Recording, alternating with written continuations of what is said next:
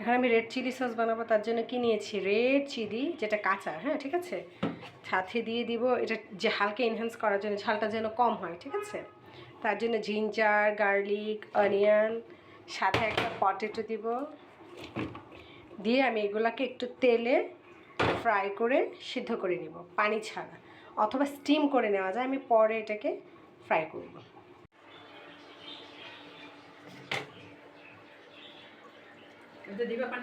এটা শুধুমাত্র ভিনেগার, পানি দেওয়া যাবে না, আমি পুরো ভিনেগার দিয়ে ব্লেন্ড করেছি। এটাকে এখন চামচ দিয়ে তুলে নেব। এই যে এখন দিব, একটু তেল দেওয়াই আছে, খালি একটু লবণ দিব, না লবণ দিব এখন,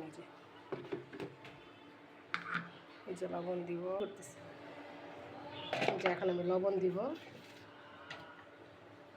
স্বাদ মতো লবণ দিব, আর দিব আর চিনি দিব সামান্য, হ্যাঁ এটা স্পাইস মানে চিনি, এর থেকে বেশি দেবো, সামান্য চিনি।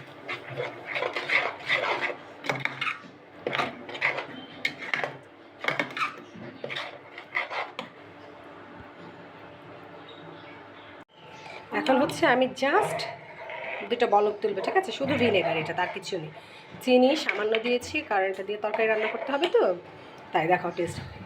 আমি দেখো মুরগির তরকারিতে একটু দিয়েছি, এত টেস্টি হয়েছে মুরগিটা, এখান থেকে কাঁচাই দিয়েছি। তো আমি তো বললাম এটা হট চিলি সস, তুমি চাইলে এটাকে যাদের ইচ্ছে সে ছেঁকে নিতে পারে, চেলে নিতে পারো,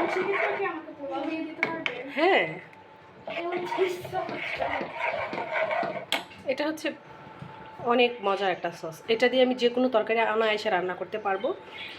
চিলি ডিপে রাখলেও দেখা যায় যে কেমন হয়ে যায়, তো আমি এইভাবে চিলি রাখার চেষ্টা করি, তাহলে হয় কি চিলিটা খাওয়াও যায়, সব তরকারিতে ইউজ করা যায়, সস হিসেবেও খাওয়া যায়, যারা একটু ঝাল সস পছন্দ করে তারা সস হিসেবে খেতে পারে। মাছ ভুনা, মুরগি, যে আমি একটু মুরগি তরকারি ছিল ওইটার মধ্যে আমি একটু দিয়ে দিয়েছি 1 চামচ, কাছে এখনও হয়নি, তাতেই মুরগির চেহারাই চেঞ্জ হয়ে গেছে।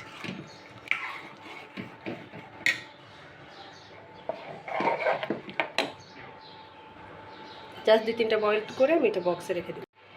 তো আমি সসটাকে খুব ভালোভাবে জাল করে নিয়েছি, যদি তারপরেও কোনো পানি টানি থেকে থাকে, আমি যেহেতু ভিনেগার দিয়েছি আল্লাহর রহমতে এটা কখনো নষ্ট হবে না, 1 বছর অনায়াসে থাকবে। তারপরে আমি এটাকে ঠান্ডা করে 2টা বোতলে ভরে নেব, একটা বোতল আমি নর্মালে রাখবো আর একটা ডিপে রেখে দেবো। পরবর্তীতে যখন ডিপের বোতলটা নামাবো তখন আমি আবার একটা জাল করে দেবো, সাথে সামান্য ভিনেগার দিলে ভালো হয়। আপনারাও এই একই পদ্ধতিতে যে কোনো কেচাপ বা সস রাখতে পারেন, অনেক দিন খেতে পারবেন। ধন্যবাদ।